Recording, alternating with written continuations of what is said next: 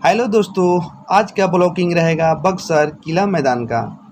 तो दोस्तों, ऐसे तो सबको मालूम है कि सावन का अंतिम सोमवारी है, यानी 2022 का।